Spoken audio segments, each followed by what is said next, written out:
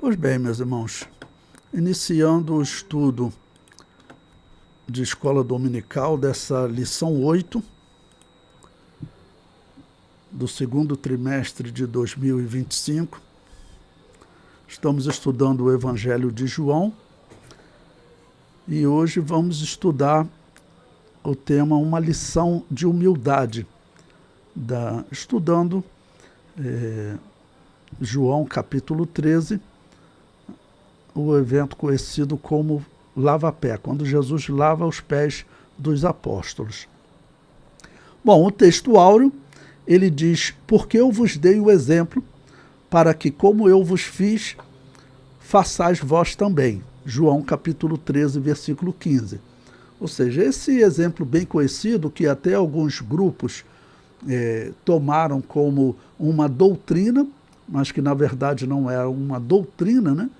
É um exemplo de humildade e serviço, né?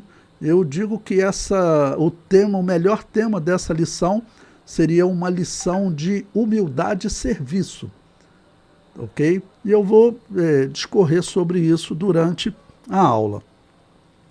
Bom, a verdade prática diz: a submissão e o serviço são características de maturidade e grandeza no percurso do crescimento espiritual do cristão. Ok? Então, ele já colocou aqui na verdade prática, né? Bom, a leitura bíblica em classe, João capítulo 13, versículos 1 a 10, que diz: ora, antes da festa da Páscoa, sabendo Jesus que já era chegada a sua hora de passar deste mundo para o Pai, como havia amado os seus que estavam no mundo, amou-os até o fim. E acabada a ceia, bom, uma pausa aqui para explicar a vocês. Ceia aqui, você entenda não como Santa Ceia ainda, porque ele ainda vai instituir a Santa Ceia. Ceia aqui é a alimentação. O que ocorre? A Páscoa, no calendário judaico, ela começa às 18 horas, mas a morte do cordeiro é só no dia seguinte, tá bom? Então, no dia anterior é que Jesus está com os apóstolos e ele vai participar, então, de uma ceia, um jantar que eles faziam quando iniciava o dia da Páscoa, que iniciava às 18 horas. Então, no final da tarde, início da noite, quando iniciava o dia, eles, então, faziam essa ceia. Então, essa ceia aqui é ainda simplesmente ceia, significando refeição. Eles faziam, então, uma refeição. E eles, acabada essa refeição, aí continua. Tendo já o diabo posto no coração de Judas Iscariotes, filho de Simão, que o traísse, Jesus, sabendo que o Pai tinha depositado nas suas mãos todas as coisas, e que havia saído de Deus e que ia para Deus, levantou-se da ceia, tirou as vestes e, tomando uma toalha, cingiu-se.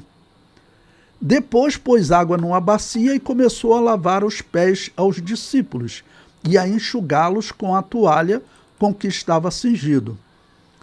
E aproximou-se, pois, de Simão Pedro, que lhe disse: Senhor, tu lava-me os pés a mim? Respondeu Jesus e disse-lhe: o que eu faço não sabes tu agora, mas tu saberás depois. Disse-lhe Pedro: nunca me lavarás os pés. Respondeu-lhe Jesus: se eu te não lavar, não tens parte comigo. Disse-lhe Simão Pedro: Senhor, não só os meus pés, mas também as mãos e a cabeça. E disse-lhe Jesus: aquele que está lavado não necessita de lavar senão os pés, pois no mais todo está limpo. Ora, vós estáis limpos, mas não todos. Bom, essa é a leitura bíblica em classe. Eu vou discorrer durante a aula para vocês mais detalhes sobre esse texto. Bom, na página 5 eu coloquei aí para vocês até um cartaz, aproveitando que a irmã Cleonice comentou aí. No dia 25 de junho nós vamos começar um curso interpretando o Apocalipse versículo por versículo. tá ok? O curso é todo online, vocês assistem de casa pelo celular, vai acontecer às quarta-feiras, das 19 às 22 horas, tá bom? Então, desde já estão todos convidados. Pois bem, na página 6, a introdução da nossa lição, que diz o seguinte: nesta lição, iremos analisar a narrativa do capítulo 13 do Evangelho de João. Este episódio bíblico retrata o ato de Jesus conhecido como lava-pés, onde ele ensina através da relevância da humildade para aqueles que o seguem. Este capítulo oferece-nos uma valiosa lição sobre a humildade na vida cristã. Bom, eu vou sugerir a você que sempre coloque para os seus alunos, junto com humildade, coloque também serviço, tá bom? Serviço, porque eu coloco até, por exemplo, a mensagem de serviço antes de humildade, tá ok? Mas coloque sempre humildade e serviço. A partir do exemplo de Jesus, somos convidados a servir o próximo de forma humilde. Bom, para complementar essa introdução, eu coloquei um texto de Romanos, capítulo 10, versículo 15, que diz: e como pregarão se não forem enviados? Como está escrito, quão formosos os pés dos que anunciam a paz, dos que anunciam coisas boas. Olha, então o lava-pé, ele simboliza o quê? Ele simboliza um serviço do cristão, que é a pregação do Evangelho. Começa com a pregação do Evangelho. Tá bom? Mas o serviço que nós fazemos pelo reino de Deus, ele é então simbolizado no lava-pé. Tá bom? Porque também você sabe que o processo de lavar pé era um processo de como as pessoas serviam, né, o peregrino, aquele que chegava na sua casa, ele pegava e lavava o pé daquela pessoa que ele está recebendo. E esse texto de Romanos eu gosto de aplicar no lava-pé, quando vou falar desse texto, porque exatamente quando nós estamos falando do serviço do Evangelho, do pregar o Evangelho, é aí que se aplica esse texto de Romanos e também o texto do lava-pé. Ok? Bom, ainda no final da página 6, eu coloquei aí a palavra-chave que a revista traz. Humildade, eu coloquei serviço também ao lado. Humildade e serviço. Porque, no meu entender, essa é a grande mensagem desse texto de João. Na página 7, uma história real sobre a humildade.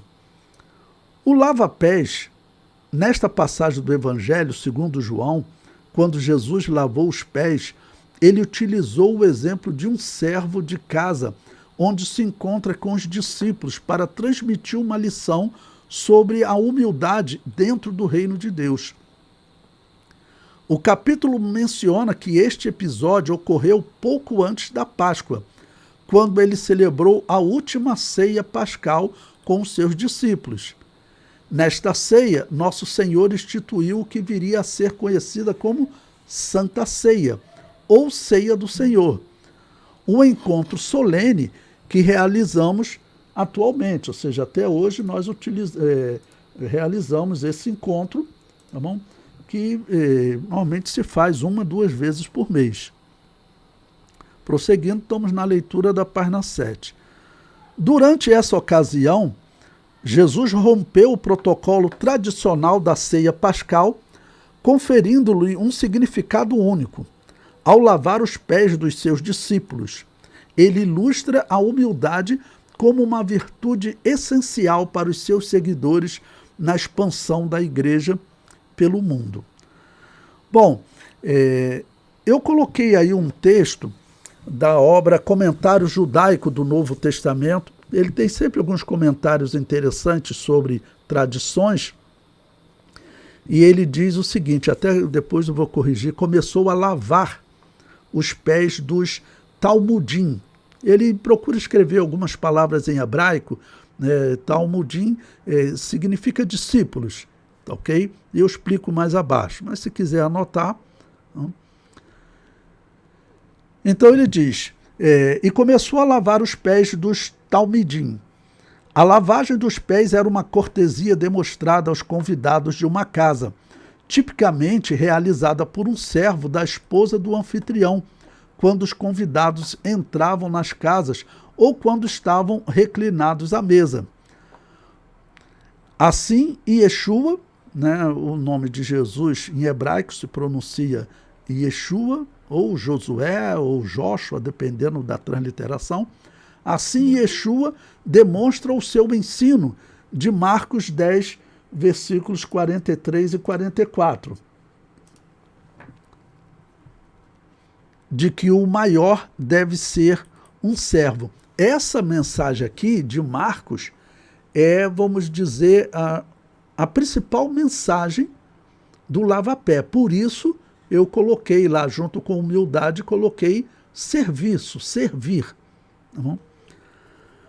Bom, abaixo eu comento a palavra que ele usou, talmidim, é um termo hebraico que se traduz por discípulos. E coloquei aqui para nossa análise os versículos que ele citou, esse autor na obra Comentário Judaico do Novo Testamento. Primeiro, Lucas 7,44, que diz, e voltando-se para a mulher, disse a Simão, vês tu esta mulher? Entrei em tua casa e não me deste água para os pés, mas esta regou-me os pés com lágrimas e nos enxugou com os seus cabelos. Então, era para Simão ter recebido Jesus, vamos dizer, com essa cortesia, esse sinônimo de serviço, que é um sinônimo de humildade também. Por quê? Porque Simão estava dizendo que ela era uma pecadora. Pois bem, ele citou também Marcos capítulo 1, versículo 7, e pregava dizendo, após mim vem aquele que é mais forte do que eu, do qual não sou digno de, abaixando-me, desatar a correia das sandálias. João Batista está citando isso porque era uma prática, Quem chegava para servir a pessoa, ela pegava então, abaixava, tirava as sandálias e lavava o pé da pessoa. Então João, para descrever a grandiosidade do Messias, ele diz, eu não sou digno nem de lavar os pés dele. Então são boas citações que essa obra colocou. Bom, na página 9, ele tem aí o desenvolvimento da história. Ele vai falar um pouco do contexto, do que está acontecendo. No capítulo 13, o mestre tomou uma bacia com água e uma toalha, levantou as pontas das suas vestes e atou-as à cintura.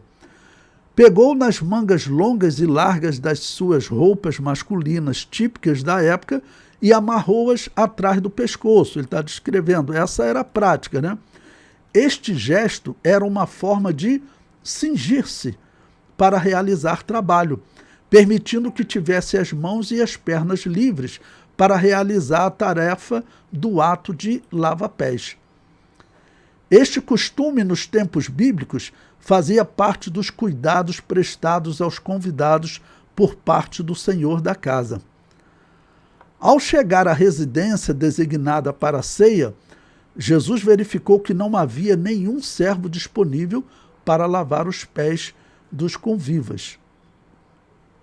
Bom, falar nesse desenvolvimento da história, como ele colocou aí, eu resolvi colocar mais alguns pontos aqui para vocês poderem entender a sequência.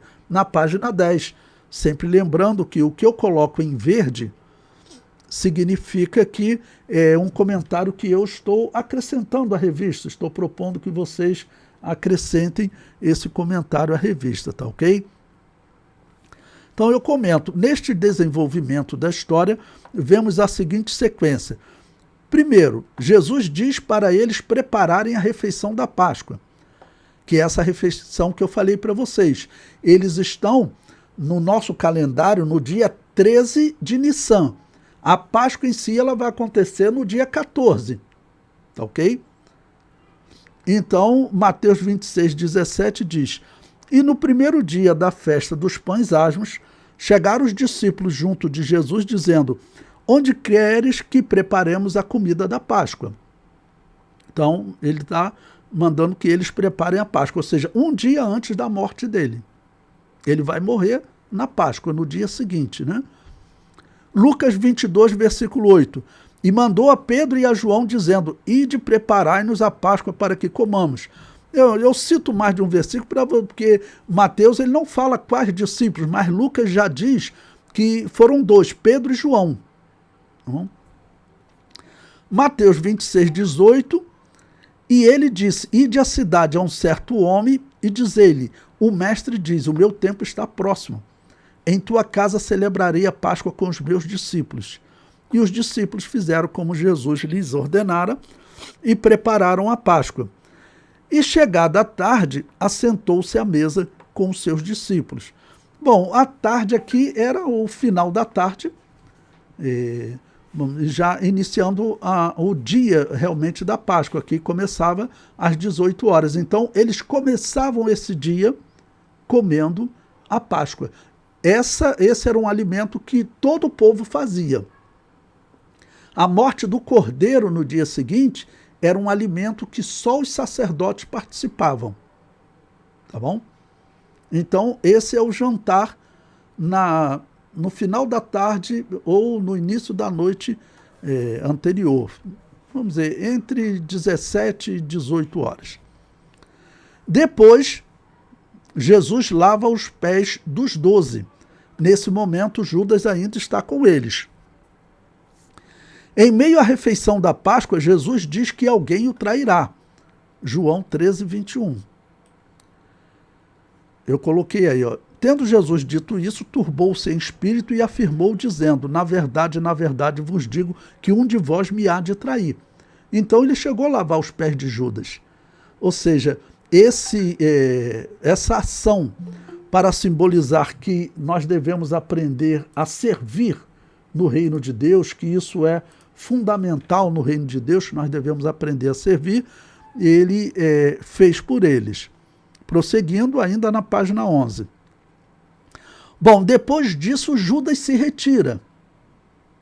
Veja, João 13, 31.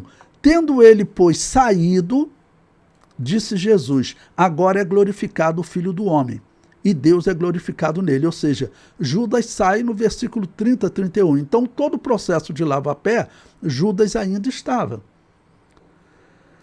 E depois Jesus institui a Santa Ceia com 11 apóstolos. E eu digo, Judas não participou da Santa Ceia que foi realizada com 11 apóstolos, né? Porque é depois disso que Jesus institui a Santa Ceia. Eu até fiz um quadro na inteligência artificial, pedi ela para desenhar a Santa Ceia com 11 apóstolos apenas, ela desenhou, né? A inteligência artificial é interessante, né? Ela desenhou aí 11 apóstolos e Jesus instituindo a Santa Ceia, né? Como uma ilustração. Esse é um desenho livre, criado por inteligência artificial, você pode usar. Bom, prosseguindo ainda na página 12, a mudança de paradigma.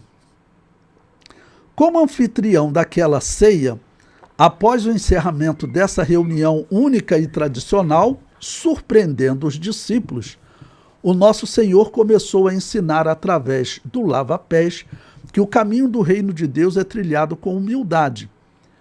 Ele mostrou que a humildade representa a verdadeira grandeza espiritual do seguidor do Evangelho. Por isso utilizou um gesto cotidiano para explicar essa atitude humilde. É evidente neste episódio que o cristianismo só se tornará eficaz e alcançará o propósito do reino de Deus se os valores ensinados pelo Mestre forem realmente praticados pelos seus seguidores. Entre esses valores, destaca-se a humildade genuína, interiorizada nos corações dos discípulos, recebendo especial atenção do Divino Mestre, que era manso e humilde de coração. Bom, como eu estou falando para vocês, propondo que vocês enfatizem a humildade, mas principalmente o serviço, porque o processo de lava-pé, como por isso eu citei Romanos, o apóstolo Paulo dizendo, conformosos os pés, isso está ligado ao serviço do evangelho, da pregação do evangelho, de você atender as pessoas. Tá bom? Então eu comento abaixo em verde. Na liderança cristã, aprendemos que o pastor faz mais pela ovelha do que a ovelha pelo pastor. Ou seja, o líder faz mais pelo liderado do que o liderado pelo líder. O pastor alimenta a ovelha, protege a ovelha do lobo e tira a lã durante o calor para aliviar a ovelha. A ovelha cede a lã para o pastor. Tá bom? Então, liderança cristã, ela tem essa característica. Se você quer ser líder, se você quer ser pastor, aprenda que você é o servo maior. É isso que Jesus está ensinando com o lava-pé. Em primeiro lugar, você serve as ovelhas. É claro que o falso pastor, ele, na verdade, ele vive, o que tem muitos por aí, né? Que eles vivem de explorar as ovelhas. Mas o verdadeiro pastor, o pastor cristão, ele vive para servir. Tá bom? Ou seja, ele continua simbolicamente, claro, lavando os pés das ovelhas, ou seja, servindo as ovelhas. E eu comento mais abaixo. É fácil para o liderado ser humilde diante do líder, mas o líder ser humilde diante do liderado é para poucos, é só para os cristãos. Na maioria dos casos na história, vocês vão encontrar líderes que eles acabam explorando os liderados. Eles acabam explorando os liderados.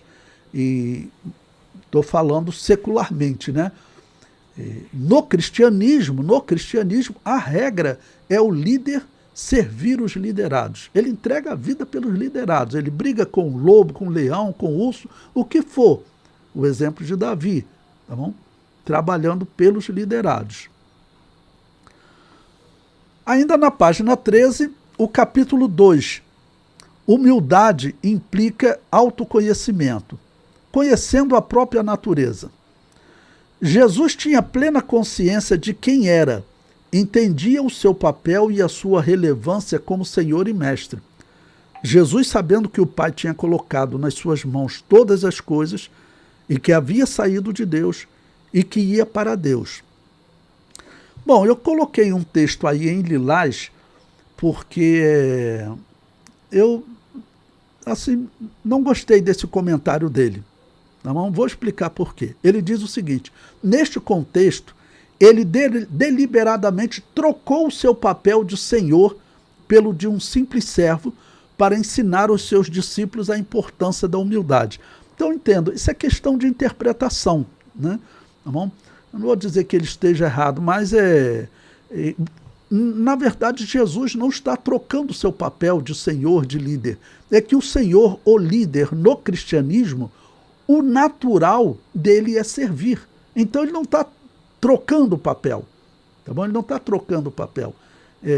Esse ponto é que eu não concordei com ele. Por isso eu coloquei abaixo um comentário em verde, na página 14, ainda na página 14, no meu entender, como uma definição melhor. Não é trocar o papel. Esse é o papel normal do líder cristão. É servir. Em primeiro lugar, ele serve. Ok? Ele é Senhor, mas ele serve. Ele é líder, mas ele serve. Em primeiro lugar, ele serve mais do que ele é servido. Então eu comento abaixo. Neste contexto, ele demonstrou o papel do líder cristão, onde o líder serve ao liderado. Jesus não trocou o papel de Senhor pelo de um simples servo. Ele demonstrou que o Senhor, líder no cristianismo, em primeiro lugar, é servo. Isso a gente estuda em liderança cristã, né? Então, por isso que eu coloquei em lilás, né? Se eu estivesse dando aula, eu não utilizaria esse comentário dele, porque não é uma troca de papel. É importante você frisar para os seus alunos. Esse é o padrão do líder. Quando você vê um líder, um pastor de uma igreja servindo as ovelhas, ele não está lavando os pés das ovelhas, servindo as ovelhas, ele não está trocando o papel. Esse é o papel padrão dele, né? Ok? Bom, número 2, o exemplo deixado por Jesus. Pense no Verbo divino, repleto de glória e poder, que abdica da sua majestade para vivenciar a experiência humana, como menciona o Evangelho. Não busco a minha vontade, mas a vontade do Pai que me enviou. Assim sendo, enquanto o Verbo divino, ele tornou-se carne e uniu-se à nossa condição. Esta compreensão doutrinária sobre a encarnação de Jesus confere um significado ainda mais profundo ao episódio do lava-pés, onde estava o Deus encarnado lavando os pés de pessoas comuns. À luz deste exemplo, não deveria ser tão difícil servir aos outros ou submeter-nos à liderança dos nossos irmãos. Desviar a nossa própria vontade em favor da vontade divina deveria ser algo natural. No entanto, a nossa natureza pecaminosa torna árdua a prática do serviço e o cultivo da humildade. Por isso mesmo o apóstolo Paulo faz este apelo, de sorte que haja em vós o mesmo sentimento que houve também em Cristo Jesus, que sendo em forma de Deus, não teve por usurpação ser igual a Deus. Mas ele vai prosseguir, aniquilou-se a si mesmo, né, tomando a forma de servo. Então sempre a mensagem dele está servindo. No item 3, o maior no reino de Deus. O nosso Senhor percebia que existiam momentos em que os seus discípulos se preocupavam com quem seria considerado o maior.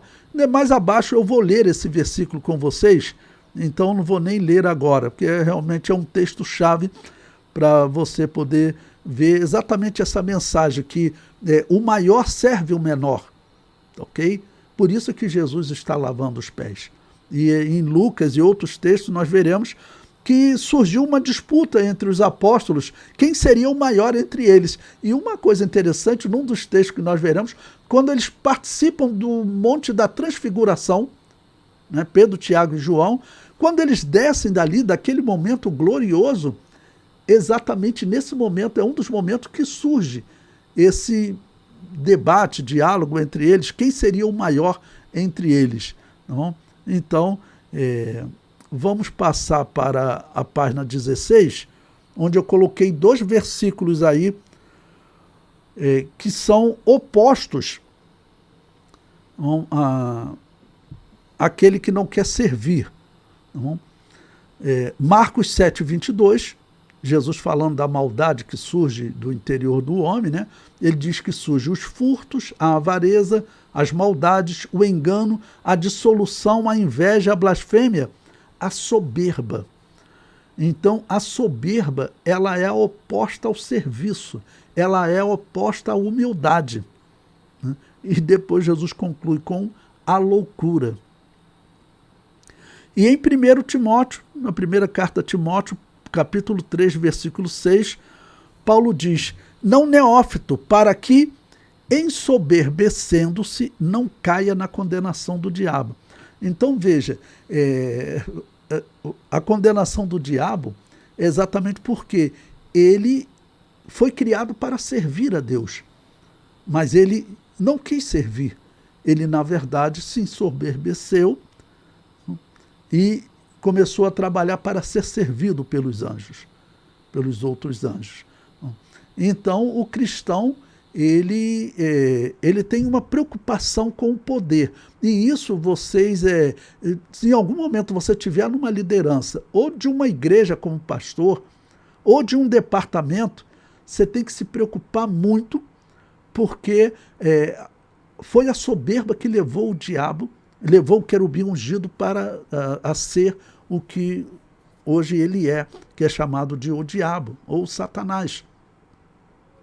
Então, nós temos que servir com humildade, Vamos servir com humildade. E está nessa posição de humildade, aí é o capítulo 3, né? Humildade versus ostentação. Bom, nesse texto, ele coloca 2 versículos aí que tinham sido citados acima, e eu vou ler eles agora com vocês. Lucas capítulo 9, versículos 46 e 47, Marcos 9, 34. Marcos, mas eles calaram-se porque pelo caminho tinham disputado entre si qual era o maior. E em Lucas diz, e suscitou-se entre eles uma discussão sobre qual deles seria o maior. Mas Jesus, vendo o pensamento do coração deles, tomou uma criança e pô-la junto de si. Ele citou esses 2 versículos, né? Mas nós vamos ler até um trecho um pouquinho mais completo, em que Mateus cita essa mesma história.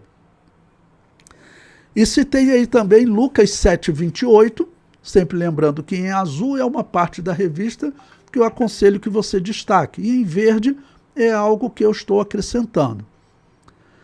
Então Jesus diz sobre João, eu vos digo que entre os nascidos de mulheres não há maior profeta do que João Batista, mas o menor no reino de Deus é maior do que ele. E em Mateus, nós temos um outro exemplo, como esse sentimento de querer ser o maior, infelizmente, ele está no homem, né? Ele está no homem. Então veja, a partir do versículo 20, Mateus capítulo 20, versículo 20 diz, então se aproximou dele a mãe dos filhos de Zebedeu com seus filhos, adorando e fazendo-lhe um pedido. E ele diz-lhe, que queres? Ela respondeu, dize que estes meus 2 filhos se assentem, um à tua direita e outro à tua esquerda, no teu reino. É um pedido ousado, né? Isso é do ser humano. Versículo 22. Jesus, porém, respondendo, disse-lhe, não sabeis o que pedis. Podeis vós beber o cálice que eu hei de beber e ser batizado com o batismo que eu sou batizado? Diz-lhe eles, podemos. E diz-lhes ele, na verdade bebereis o meu cálice, mas o assentar-se à minha direita ou à minha esquerda não me pertence dá-lo, mas é para aqueles para quem meu Pai o tem preparado. E quando os 10 ouviram isso, indignaram-se contra os 2 irmãos. Então Jesus, chamando-os para junto de si, disse, bem sabeis que pelos príncipes dos gentios são estes dominados, e que os grandes exercem autoridade sobre eles. Não será assim entre vós. Aqui você tem a essência da mensagem do lava-pé, tá bom? Não será assim entre vós, mas todo aquele que quiser entre vós fazer-se grande, que seja vosso serviçal. E qualquer que entre vós quiser ser o primeiro, que seja vosso servo. Bem como o Filho do Homem não veio para ser servido, mas para servir e para dar a sua vida em resgate de muitos. Então veja, a essência da liderança cristã é isso. Não? Se você conseguir transmitir essa mensagem para cada líder de departamento, para todos os cristãos, né? Mas principalmente para cada líder de departamento, ele vai estabelecer um modelo que com certeza essa igreja ela vai se desenvolver, porque o Espírito Santo vai operar, claro, naqueles que obedecem essa essência do cristianismo. No cristianismo, o homem ele não pode se preocupar com posição. Homem, aqui estou falando homem e mulher, estou falando melhor, vou usar o líder, tá bom? O líder, ele não pode se preocupar com posição. Aquele que hoje ele não está na posição de líder, ele tem que agradecer, porque ele tem alguém para servir a ele. Tá ok? Ele tem alguém que está servindo a ele. Se ele é liderado, se ele é uma ovelha, ele tem alguém para brigar com o lobo, com o leão, com o urso, ele tem alguém para servir ele. E se Jesus lhe chamar para ele liderar, ele tem que falar no seu coração, bom, agora chegou a hora de eu servir. Agora chegou a hora de eu brigar contra o lobo para proteger a minha ovelha. Agora chegou a hora de eu servir, eu mostrar a esses liderados qual o melhor lugar deles se alimentar. Não? E qual o horário certo de eu colocá-los no aprisco, tirá-los do aprisco, tudo que o pastor, o líder faz pelo liderado. Esse tem que ser o exemplo do líder cristão. Essa é uma mensagem essencial do cristianismo. Não? A pessoa que não tem esse sentimento de servir, eu ouso dizer que ele ainda não foi totalmente transformado. O cristão, ele vive para servir. Ok? Bom, ainda na página 19, o item 2, o caminho humilde de Jesus, eu vou deixar esse exemplo para vocês lerem. E o número 3, um convite à humildade. Ok? Que diz o seguinte: a vida e os ensinamentos do nosso Salvador constituem um convite para aprendermos com ele sobre mansidão e humildade. Nesse sentido, somos convidados por Jesus a cultivar um coração humilde, desprovido das armadilhas da ambição, da ostentação e do egoísmo. Somos chamados a partilhar dos mesmos sentimentos que pautaram a sua vida e ministério terreno. Assim sendo, a lição do lava-pé é um apelo para vivermos uma existência de humildade diante de Deus em todas as circunstâncias da vida. Okay? E a conclusão que diz: nesta lição abordamos a relevância da virtude da humildade para um melhor autoconhecimento. Deste modo, começamos a perceber os nossos limites e aquilo que nos diz respeito ou não. Compreendemos que a humildade se opõe a uma cultura de ostentação, a busca desenfreada pela fama e a outros objetivos que nada têm a ver com a simplicidade do Evangelho. Dessa forma, podemos seguir o caminho humilde do nosso Senhor. Bom, eu sugiro alguns versículos para você poder concluir esta lição.